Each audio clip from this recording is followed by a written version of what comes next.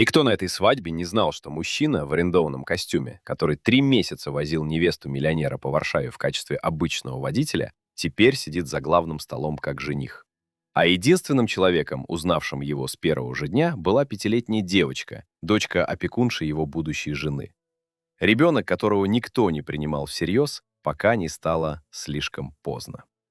Приветствую вас снова, дорогие мои. Я рад, что вы снова здесь. А если вы зашли к нам впервые, добро пожаловать в место, где мы рассказываем истории о людях, о масках, которые мы носим, и о правде, которая всегда находит способ выбраться наружу. Прежде чем мы начнем, напишите в комментариях, откуда вы нас сегодня смотрите. Обожаю читать о том, как далеко простирается наше сообщество. А теперь устраивайтесь поудобнее, заварите себе чаю, потому что эта история начинается с лжи во благо, а заканчивается тем, чего никто не ожидал. Иногда нужно притвориться кем-то другим, чтобы увидеть, кто на самом деле тот человек, которого мы любим. Его зовут Каспер Вронский. Ему было 36 лет, и он был одним из богатейших людей в Польше, основателем сети бутик-отелей, которая за 10 лет разрослась от одного здания в Сопоте до 30 объектов по всей Европе. Каспер построил свою империю сам, начав с работы администратора в маленьком пансионате, где его мать убирала номера, а отец работал завхозом. Он никогда не забывал, откуда он родом, хотя его банковский счет давно перестало это отражать. Проблема Каспера, как он сам называл это в разговорах с немногочисленными близкими друзьями, заключалась в том, что с того момента, как его лицо стало появляться в деловой прессе, он никогда не мог быть уверен, интересуются ли женщины им самим или его банковским счетом. За его плечами было 2 разочаровывающих романа, включая одну расторгнутую помолвку, когда он обнаружил, что невеста все время детально просчитывала, сколько должна получить в случае развода, еще до того, как они поженились. Годом ранее на корпоративе одного из своих бизнес-партнеров Каспер познакомился с Надей Ковальской, 29-летним архитектором интерьеров, работавшей над проектом одного из его новых отелей в Кракове. Надя отличалась от женщин, которых он обычно встречал в этих кругах. Она не спрашивала о его состоянии, не делала намеков на его положение, а говорила с ним об архитектуре, о книгах и о том, как сильно она терпеть не может поверхностность варшавского общества. Он влюбился в нее медленно, но глубоко, так как влюбляется мужчина, который годами боялся довериться собственным чувствам. После 8 месяцев отношений Каспер сделал Наде предложение во время частного ужина на террасе одного из своих отелей в Сопоте с видом на море. Она ответила «да» со слезами на глазах, и Каспер несколько недель чувствовал себя счастливее, чем когда-либо в жизни. Но где-то глубоко внутри все еще тлела та самая знакомая неуверенность. Любит ли Надя его самого? Или она любит то, кем он стал? Полюбила бы она его так же сильно, если бы он не был миллионером? Задумывались ли вы когда-нибудь, как тяжело доверять кому-то, когда каждое признание в любви может содержать в себе расчет, о котором вы даже не подозреваете? Каспер никогда не собирался проверять Надю каким-то коварным способом. Он пришел бы в ужас, если бы кто-то напрямую предложил ему такой план. Но однажды, из-за совпадения, которое он сам позже назвал самой глупой и самой умной идеей в своей жизни, все пошло по-другому. Наде нужно было на 3 месяца переехать в Варшаву, чтобы руководить реставрацией доходного дома на улице Мокотовской, который Каспер только что купил с намерением превратить в очередной бутик-отель. Поскольку у Нади не было машины в столице, а Каспер, занятый переговорами в Лондоне в первой неделе, хотел быть уверен, что его невеста безопасно добирается до стройки и обратно, он нанял для нее личного водителя через агентство. За неделю до приезда Нади в Варшаву назначенный водитель по имени Роберт получил травму колена во время игры в футбол и был вынужден отказаться. У агентства в спешке не оказалось никого другого на столь короткий срок. Каспер, сидя в своем офисе в Лондоне и глядя на пустой график, принял решение, которое казалось ему тогда абсолютно логичным, хотя с высоты прошедшего времени он сам назвал его безумием. Он решил сам возить Надю инкогнито в течение первой недели, пока агентство не найдет постоянную замену. Но не как Каспер Вронский, миллионер и жених, а как обычный водитель, нанятый агентством, которого Надя никогда раньше не видела вживую, ведь до сих пор они общались только по телефону и в мессенджерах. Он сбрил свою характерную короткую бороду, надел очки в простой оправе, которые обычно не носил на людях, оделся в простой темно-синий пиджак водителя и представился Наде как Марек, Новый водитель из агентства, который будет возить ее ближайшую неделю, пока ее жених не вернется из Лондона.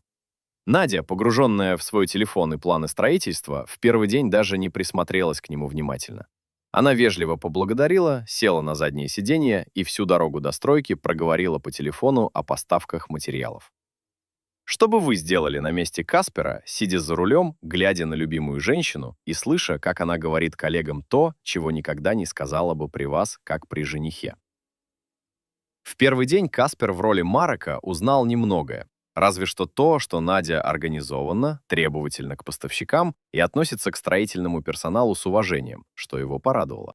Однако на второй день, когда они ехали по пробкам на Иерусалимских аллеях, Надя, думая, что общается по громкой связи только с подругой, сказала кое-что, от чего руки Каспера сжались на руле. «Знаешь, я и сама иногда задаюсь вопросом, действительно ли я захотела бы быть с ним, не будь у него всех этих денег», сказала Надя в трубку, слегка посмеиваясь, будто это была просто шутка между подругами. «Я имею в виду, конечно, он мне нравится, он милый, симпатичный, но давайте будем честны. Если бы он был обычным архитектором с средней зарплатой, сидела бы я сейчас в Варшаве, планируя свадьбу в таком темпе». Каспер почувствовал, как у него сжался желудок, но сохранил спокойствие на лице, глядя прямо перед собой на дорогу и делая вид, что ничего не слышит, как и подобает обычному водителю, которого пассажиры привыкли считать невидимым свидетелем своих разговоров. Он не хотел делать поспешных выводов из одной фразы, сказанной шутливым тоном подруги. Но что-то внутри него, та самая старая неуверенность, начала просыпаться снова. Правда о том, как кто-то к нам относится на самом деле, часто выходит наружу только тогда, когда человек не знает, что за ним наблюдают. На третий день Надя попросила Марока отвезти ее не на стройку, а в небольшую квартиру на Праге, где жила ее мать Кристина и младшая племянница, пятилетняя Аня, дочка погибшей младшей сестры Нади. Надя с матерью воспитывали девочку вместе уже 2 года, с тех пор, как сестра погибла в аварии. Это был первый момент, когда план Каспера начал принимать совершенно иной оборот, чем он ожидал. Кристина, мать Нади, была теплой, энергичной женщиной старше 60. Всю жизнь она проработала медсестрой, а теперь на пенсии присматривала за маленькой Аней, пока Надя была на работе. Квартира была скромной, но очень уютной. Стены, увешанные детскими рисунками, семейными фотографиями, на подоконниках цветы. Когда Каспер в образе Марока вышел из машины, чтобы открыть дверь Нади, маленькая Аня выбежала из подъезда встретить тетю, но вдруг остановилась при виде водителя и уставилась на него своими большими темными глазами с тем пристальным вниманием, которое бывает только у маленьких детей, еще не научившихся фильтровать свои наблюдения. «А ты тот дядя из газеты», — сказала Аня, ткнув пальцем в Каспера. Каспер почувствовал, как у него замерло сердце. Надя, удивившись, с улыбкой посмотрела на племянницу, объясняя, что дети иногда говорят смешные вещи. «Анечка, милая, это дядя Марок, новый водитель тети. Ты его не знаешь». Но Аня, насупив брови с той самой серьезностью, с какой пятилетние дети относятся к вещам, которые взрослые недооценивают, покачала головой. «Нет, я видела его портрет у бабушки в газете, на столе в кухне. Он там был с бородой, но это он. У него точно такие же глаза». Кристина, мать Нади, как раз вышедшая из подъезда встретить дочь, посмотрела на Каспера, затем на внучку и виновато улыбнулась. Простите ее, у нее невероятная память на лица, но иногда она путает людей. Знаете, она недавно видела фото жениха Нади в каком-то журнале на столе. Может, действительно есть какое-то сходство? Каспер, чувствуя, как сердце колотится в груди, нервно улыбнулся и тихо сказал, что люди иногда говорят, будто он похож на некоторых известных личностей, после чего быстро сел обратно в машину, пока никто не успел присмотреться к нему повнимательнее. Но Аня была права. И на протяжении следующих недель, каждый раз, когда Каспер в роли Марика приезжал к этому дому, чтобы забрать или привезти Надю, маленькая девочка смотрела на него тем же проницательным взглядом, как будто точно знала, кто он на самом деле, хотя взрослые вокруг упорно отмахивались от этой мысли, как от детской фантазии. Задумывались ли вы когда-нибудь, что дети иногда видят правду четче взрослых, именно потому, что не пытаются ее рационализировать? Неделю спустя, в воскресенье, когда у Нади был выходной от стройки, Каспер, все еще как Марок, получил от агентства дополнительный заказ. отвезти ее на семейный обед к Кристине, а затем во второй половине дня на примерку свадебного платья в один из варшавских салонов. Это был долгий день, проведенный почти полностью в компании Нади, ее матери и маленькой Ани. День, которому предстояло стать ключевым для всего, что произошло дальше. Во время обеда у Кристины Каспер сидел на кухне, дожидаясь, пока можно будет вести Надю дальше, пока сама Надя, ее мать и Аня обедали в гостиной. Дверь между комнатами была приоткрыта, и Каспер невольно услышал разговор, не предназначавшийся для его ушей. «Мам, я немного переживаю из-за этой свадьбы», — сказал он Наде матери, утирая губы салфеткой. Каспер упоминал, что хотел бы, чтобы мы подписали брачный договор перед свадьбой. Его юрист уже готовит документы. Кристина, помешивая суп в тарелке Ани, внимательно посмотрела на дочь. «И что ты об этом думаешь?» «Не знаю, нравится ли мне это», — призналась Надя, понизив голос, но все же достаточно громко, чтобы Каспер на кухне все слышал. То есть я понимаю, что при таком состоянии, как у него, это стандартная процедура. Но из-за этого я чувствую себя так, будто он заранее считает, что я выхожу за него ради денег и захочу отнять их при разводе. Это как-то унизительно. Каспер, сидя на кухне, ощутил укол вины. Ведь он действительно недавно говорил со своим юристом о брачном договоре, все еще нося в себе шрамы от предыдущих неудачных отношений. Но то, что он услышал мгновение спустя, заставило вину смениться совсем другим чувством. «Послушай, доченька», — сказала Кристина тихо, но твердо. «Подпишешь этот брачный договор без малейших колебаний и поскорее, пока он не передумал. Потому что, честно говоря, если дело когда-нибудь дойдет до развода, ты должна выйти из этих отношений с достоинством, а не с репутацией той, кто вышла замуж ради денег. А кроме того, милая, при его богачествах даже половину того, что ты получишь во время брака, в подарках, поездках, в самом стиле жизни, и так хватит тебе на всю оставшуюся жизнь. Не стоит ссориться из-за бумажки, когда главный приз и так уже у тебя в руках». Каспер замер над своей чашкой кофе на кухне, чувствуя, как что-то внутри него рушится еще сильнее, чем прежде. Это была уже не просто одна необдуманная фраза, брошенная подруге по телефону. Это был разговор между матерью и дочерью, искренний, личный, в котором обе женщины, не подозревая, что их слушают, откровенно говорили о браке как о сделке, о главном призе, который они уже себе обеспечили. Аня, сидевшая за столом и, видимо, не до конца понимавшая разговор взрослых, вдруг громко спросила: «Бабушка, а почему дядя Марик сидит один на кухне? Может, он должен поесть с нами за столом? Это вежливо оставлять его одного?» Кристина, немного сбитая с толку вопросом внучки, быстро ответила, что водители обычно предпочитают есть отдельно, это нормально. Но Аня, насупившись, не выглядела убежденной. «Но он же не обычный водитель», — тихо сказала Аня, на этот раз почти шепотом, но все же достаточно громко, чтобы Каспер услышал каждое слово. «Я знаю, кто он, только мне никто не верит. Что бы вы почувствовали, сидя в одиночестве на чужой кухне и слыша, как мать вашей невесты советует ей зафиксировать главный приз, пока единственный человек в доме, знающий, кто вы на самом деле, это пятилетний ребенок, которого никто не хочет выслушать?» После обеда Каспер отвез Надю на примерку свадебного платья, а затем на обратном пути остановился у небольшого парка, чтобы собраться с мыслями, прежде чем отвезти ее домой. Сидя в припаркованной машине и глядя на детей, играющих на площадке, он впервые с начала всей этой затеи всерьез задумался, не зашел ли он слишком далеко, не превращается ли эта игра, которую он сам начал из благих побуждений, в нечто, что ранит их обоих сильнее, чем если бы он ее вовсе не начинал. Но в то же время он знал, что не может развидеть и развидеть то, что узнал. Правду, единожды услышанную, уже невозможно развидеть обратно. На следующий день Каспер, все еще в роли Марика, отвез Надю на встречу со свадебным фотографом, а во второй половине дня к флористу, чтобы выбрать цветы для торжества. Именно там, в небольшом пахнущем розами магазинчике на Мокотове, произошло событие, которое окончательно ускорило ход вещей.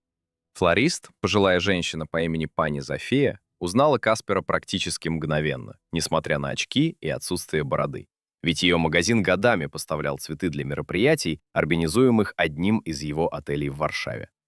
«Пани Каспер!» — радостно воскликнула пани Зофия, как только он вошел в магазин вслед за Надей, неся ее сумочку. «Как приятно вас видеть. Давно вас не было на наших ивентах. А ваша невеста сегодня выбирает цветы для вашей свадьбы, правда? Замечательно!» Надя, стоявшая у стойки с пробным букетом роз в руках, посмотрела сначала на пани Зофию, затем на Каспера, в полном замешательстве, думая, что флорист просто перепутала Марека с кем-то другим. «Извините, вы, наверное, ошибаетесь», — неуверенно сказала Надя. «Это Марек, мой водитель». Пани Зофия, смутившись, взглянула на Каспера в ожидании объяснений. А он, чувствуя, как очередной слой его прикрытия начинает рушиться, нервно улыбнулся и быстро выкрутился, сказав, что его часто с кем-то путают, после чего поспешно вывел Надю из магазина, объяснив, что они должны успеть на следующую встречу. В машине по дороге к следующему пункту из списка свадебных приготовлений Надя некоторое время сидела в молчании, глядя в окно, пока, наконец, не произнесла, скорее сама себе, чем Марику. «Это уже второй раз за неделю, когда тебя с ним путают. Может, и правда есть какое-то сходство, о котором я не знала?» Каспер, ведя машину, почувствовал, как приближается неизбежный момент истины. Тот самый момент, который окончательно наступил через несколько дней перед квартирой Кристины, когда маленькая Аня, наконец, убедила всех, показав свой рисунок с принцем и короной. За последующие недели Каспер, оставаясь Мариком, узнал о Наде то, чего никогда не узнал бы в качестве ее жениха, сидящего напротив за элегантным ужином. Он видел, как она относится к строителям, всегда с уважением, всегда помнит их имена, иногда приносит им горячие напитки в холодные дни. Видел, как терпеливо она объясняет Ане, почему ей нужно ехать на работу, обещая, что на выходных они вместе пойдут за мороженым. Но он видел все чаще и другую сторону, ту, которая тревожила его больше всего. Однажды днем, везя Надю на встречу с поставщиком мебели, он услышал, как она общается по телефону с одной из коллег по работе, планируя свадьбу. «Мы должны забронировать тот же отель в Сопоте, где он сделал предложение. Это будет фотогенично, все обзавидуются», — говорила Надя. «А что касается платья, я думала о чем-то от дизайнера, которого мне порекомендовала жена одного из инвесторов Каспера. Стоит целое состояние, но с его деньгами это вообще не проблема, правда? Да и вообще, когда еще у меня будет возможность сыграть такую свадьбу, если не сейчас?» Каспер за рулем почувствовал, как его пальцы сжимают руль сильнее, чем нужно. Дело было не в выборе платья или отеля. Это были вещи, которые он и сам с радостью ей оплатил бы. Дело было в тоне, в этом постоянном упоминании его денег как главного повода для радости. В отсутствии хотя бы единого упоминания о нем самом, о его характере, о том, что она на самом деле к нему чувствует. В тот же вечер, возвращаясь с Надей с очередной встречи, он на минуту остановил машину у ее дома. Надя, продолжая печатать сообщение в телефоне, бросила в его сторону, даже не глянув в зеркало: «Спасибо, Марек, до завтра, как обычно, в 8». Тем тоном, каким обращаются к кому-то абсолютно невидимому, функционеру, чье существование сводится исключительно к оказываемой услуге. Каспер некоторое время сидел один в машине после того, как она вышла, глядя на освещенное окно ее квартиры и чувствуя, как внутри надламывается что-то, чему он еще не мог дать точного названия. Самое сложное, что может открыть для себя влюбленный человек, это то, что любимый человек может относиться к нему совершенно по-разному, в зависимости от того, кем он считает своего партнера. На пятой неделе этой странной двойной игры Каспер решил подвергнуть ситуацию последнему решающему испытанию. Едучи с Надей на встречу с архитектором интерьеров в один из ресторанов, он как бы, между прочим, в образе Марика, упомянул, что сам когда-то мечтал открыть свое небольшое дело, но у него никогда не было достаточно средств. И спросил, считает ли она, что стоит пытаться строить что-то с нуля, несмотря на отсутствие капитала. Надя, бросив на него взгляд через зеркало заднего вида с легким развлечением, ответила: «Честно, Марек, в наше время без денег или без нужных связей ты ничего значительного не построишь. Может, это звучит сурово, но так оно и есть. Такие люди, как мы, должны быть реалистами. Некоторые рождаются с возможностями, а другим приходится с этим смириться и найти свое место. Например, за рулем, в сфере услуг. И это тоже нормально, у каждого своя роль». Эти слова, произнесенные легко, почти доброжелательно, ударили по Касперу больно, чем любая другая фраза за эти 5 недель. Потому что в этой одной строчке он услышал ровно то, чего давно опасался, но в чем никогда не хотел себе признаться.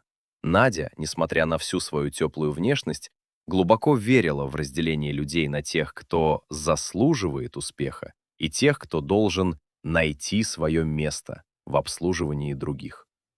В тот же вечер, привозя Надю обратно к квартире матери, чтобы забрать Аню на выходные, Каспер остановился перед домом. Маленькая девочка, как всегда, выбежала навстречу, на этот раз держа в ручонках рисунок, который всю неделю готовила в детском саду. «Дядя Марек!» — радостно закричала Аня, подбегая прямо к машине еще до того, как дошла до Нади. «Я нарисовала вас! Воспитательница в садике сказала нарисовать того, кто нам нравится. А вы мне нравитесь, хоть вы и притворяетесь кем-то другим». Надя нервно рассмеялась, пытаясь сгладить ситуацию перед наблюдающей со стороны матерью. «Анечка, опять твои фантазии. Дядя Марик просто водитель, милая, он никем не притворяется». Но Аня, с той упрямой детской уверенностью, от которой уже нельзя было просто отмахнуться, показала рисунок Касперу. На нем был изображен мужчина в костюме рядом с машиной, а над его головой девочка нарисовала маленькую корону в том самом характерном неуклюжем стиле, в каком рисуют пятилетки. Потому что вы как принц, который притворяется обычным человеком, чтобы проверить, любите ли вы принцессу на самом деле. Как в сказке, которую мне бабушка читает, с абсолютной серьезностью сказала Аня. Я видела ваш портрет в газете у бабушки. Давно. Я сразу узнала, только мне никто не верил.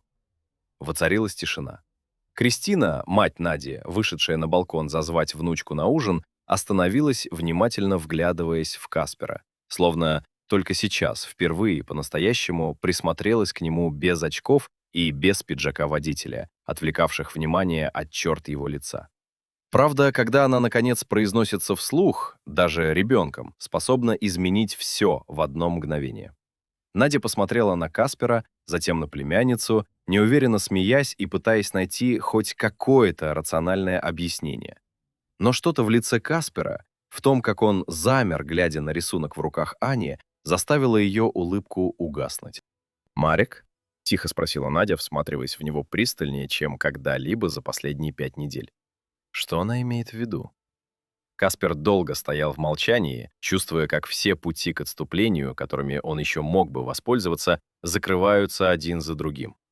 Он, наконец, снял очки, тем самым жестом, каким обычно снимал их после работы, и посмотрел Наде прямо в глаза.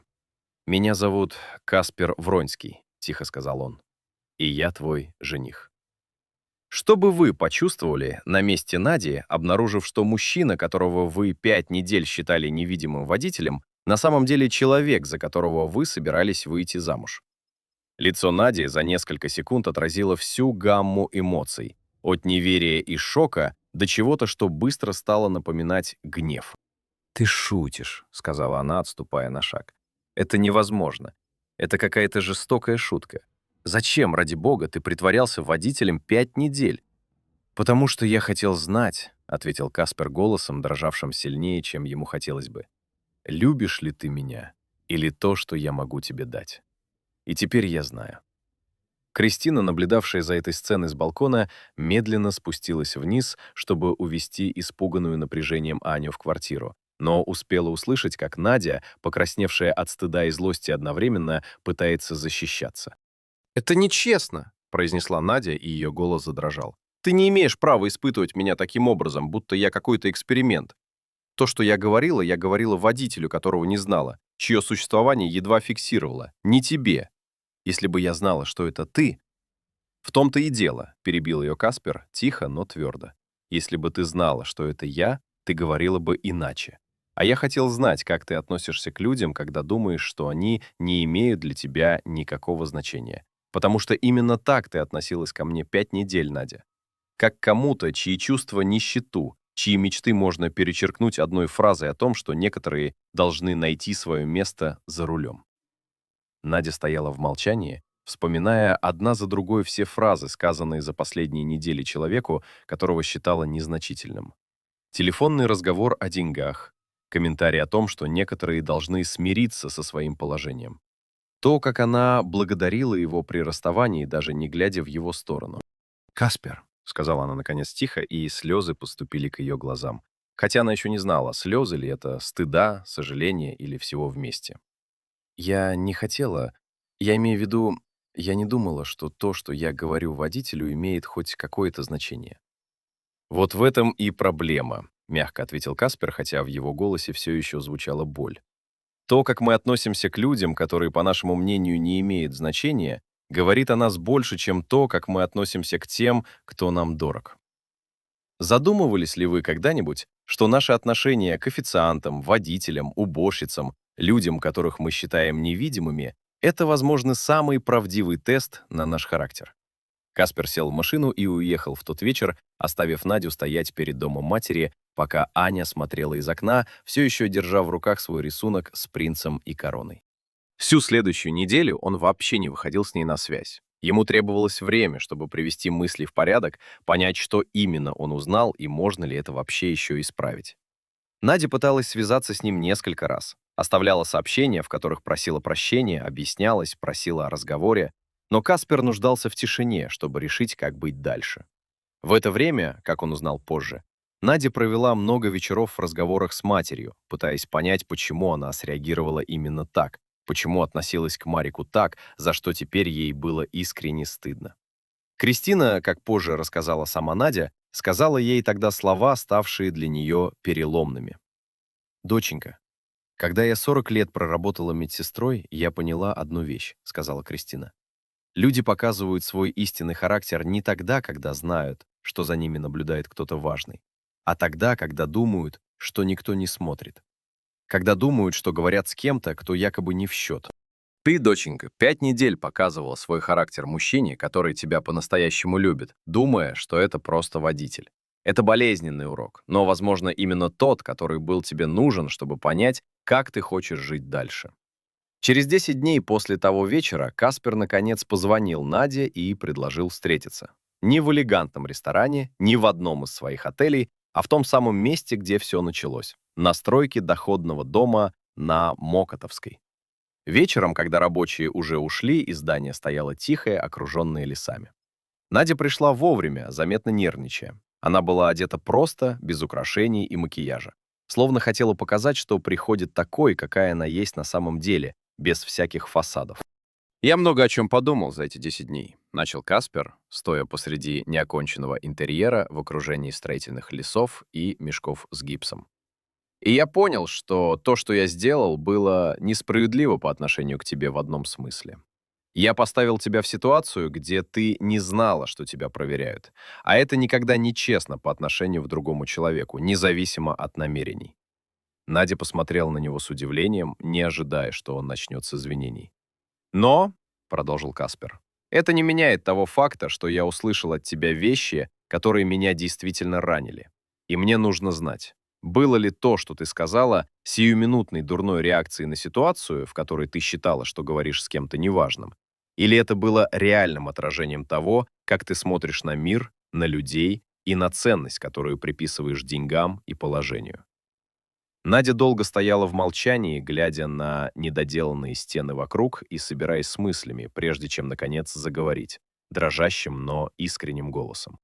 «Когда мне было 23 года, моя сестра погибла в аварии, оставив Аню, которую мы с мамой растим с тех пор», — начала Надя. «Я видела, как моя мама после 40 лет работы медсестрой едва сводит концы с концами на пенсии. Видела, как она переживает за каждый счет на лекарства для Ани, за каждый визит к стоматологу. Я очень боялась, Каспер, что закончу так же, что буду вкалывать всю жизнь и все равно бояться, хватит ли на все.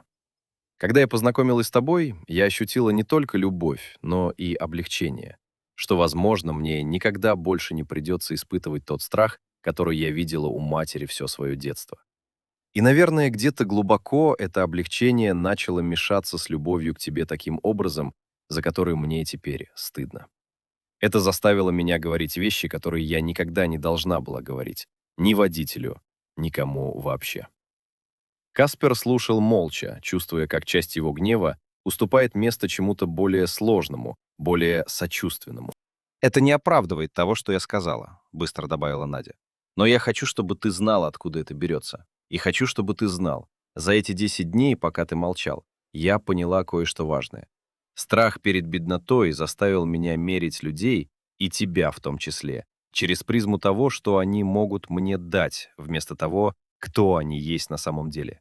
И это то, что я должна в себе изменить, независимо от того, дашь ли ты мне еще один шанс». Воцарилась тишина, прерываемая только шумом ветра, шевелившего брезент на строительных лесах. Настоящее понимание другого человека приходит не тогда, когда мы узнаем его лучшие моменты, а тогда, когда видим, как он справляется со стыдом и ошибками. Каспер подошел ближе, глядя на Надю со смесью боли и тепла, которая не угасла до конца, несмотря на все услышанное за эти 5 недель. «Твоя племянница узнала меня в первый же день», — сказал он с легкой грустной улыбкой. «А ты за 5 недель не заметила, что говоришь с человеком, которого любишь?» Я иногда задаюсь вопросом, умеют ли взрослые вообще еще смотреть друг на друга так же внимательно, как смотрят дети?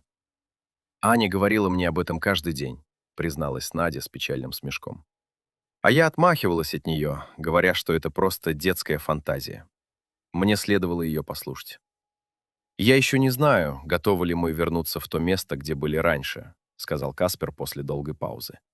«Но я знаю, что не хочу терять тебя, не попытавшись понять, кто ты на самом деле, за пределами страха, который тобой руководит. Возможно, нам нужно время. Настоящее время без меня, притворяющегося кем-то другим, и без тебя, пытающейся доказать, что ты та, кем, возможно, еще не до конца являешься». Надя кивнула, вытирая слезы. «Мне тоже нужно это время. Я хочу понять, почему страх из-за денег занял во мне место, которое должна занимать просто любовь, без расчетов». На протяжении следующих 3 месяцев Каспер и Надя встречались регулярно, но совершенно иначе, чем раньше. Без шикарных ресторанов, без пышных подарков. Они гуляли, вместе готовили простую еду в маленькой квартирке Каспера, той самой, где он жил до того, как построил свою отельную империю и которую сохранил как напоминание о том, откуда он родом. Надя также стала проводить больше времени с Аней и Кристиной, не из чувства долга, а из искренней потребности заново оценить то, что у нее было, пока страх за будущее не заслонил благодарность за настоящее. Каспер со своей стороны начал откровенно говорить с Надей о своих собственных страхах, о том, как взросление в бедности сформировало его отношение к деньгам, к доверию, к отношениям. Они обнаружили, что оба по-своему носили в себе один и тот же страх, просто выражали его совершенно разным образом. Через полгода после того вечера на стройке на Моктовской Каспер снова сделал Наде предложение. На этот раз не на элегантной террасе с видом на море, а в том самом незавершенном интерьере доходного дома, который за это время стал для них обоих символическим местом, где закончилась одна версия их отношений и началась другая, более настоящая. «На этот раз мне не нужно притворяться кем-то другим, чтобы знать, что ты меня любишь», сказал Каспер, опускаясь на одно колено среди мешков с гипсом и строительных лесов. «Но я все равно спрашиваю тебя, потому что хочу услышать твой ответ мне, настоящему, а не Марику». Надя со слезами на глазах ответила «да» во второй раз. Но на этот раз с полным осознанием того, кого она любит на самом деле и почему.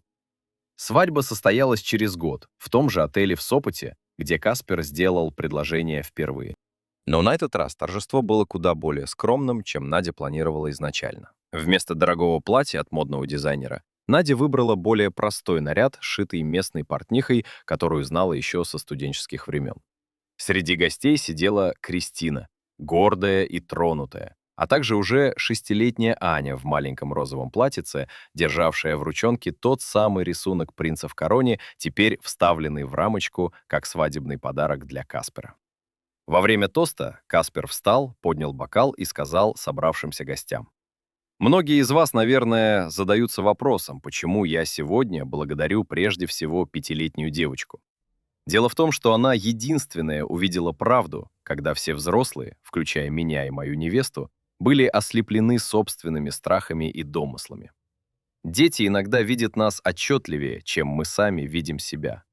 Спасибо тебе, Анечка, за то, что у тебя хватило смелости говорить правду, даже когда никто тебе не верил». Аня, услышав свое имя, гордо встала со стула и помахала рукой всем гостям, вызвав добрый смех во всем зале. Кристина, сидевшая рядом с внучкой, смахнула слезу умиления, думая о разговоре, который случайно услышал тогда Каспер на ее кухне. Позже, уже после свадьбы, за одним из семейных ужинов, она сама подняла эту тему, извинившись перед Каспером за слова, произнесенные тогда по незнанию о его присутствии в соседней комнате. «Я говорила тогда из страха за будущее моей дочери, а не из расчета», — объяснила Кристина. «Но это не оправдывает того, что я свела весь ваш брак к категории финансовой подстраховки. Я рада, что, несмотря ни на что, ты дал нам всем шанс все исправить». Каспер кивнул с пониманием. «Страх делает с людьми странные вещи, пани Кристина. Я знаю это лучше всех, ведь мой собственный страх перед предательством привел к тому, что я 5 недель обманывал любимую женщину. Возможно, у нас всех троих в тот период было больше страха, чем доверия». В итоге брачный договор, который изначально планировал Каспер, так и не был подписан в той первоначальной суровой форме. Вместо этого, после долгих разговоров, Каспер и Надя вместе разработали более простое имущественное соглашение, основанное не на недоверии, а на взаимном понимании того, что каждый из них вносит в союз, не только финансово, но и эмоционально. Эта история на самом деле не про проверку людей и не про деньги, хотя с них все и начинается. Она о том, как легко страх может исказить наш взгляд на тех, кого мы любим, и как трудно бывает иногда признаться в собственных страхах вместо того, чтобы прятать их за маской уверенности. Она также о том, что правда, даже самая неудобная, произнесенная самым неожиданным человеком, может стать началом чего-то более настоящего, чем то, что мы пытались построить на лжи. Пусть даже эта ложь имела благие намерения. Мораль этой истории проста. То, как мы относимся к людям, которые, по нашему мнению, не в счет, говорит о нашем характере больше, чем любые слова, сказанные тем, кто нам дорог.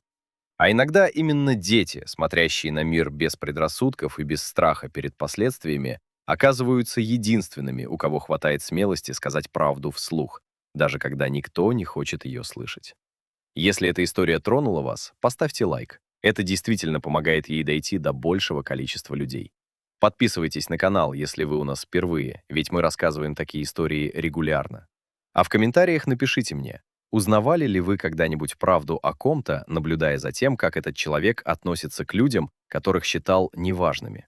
Поделитесь этим видео с тем, кому сегодня, возможно, нужно напомнить, что настоящая любовь считает не деньги, а характер. Спасибо, что были сегодня со мной. Берегите себя и заботьтесь друг о друге.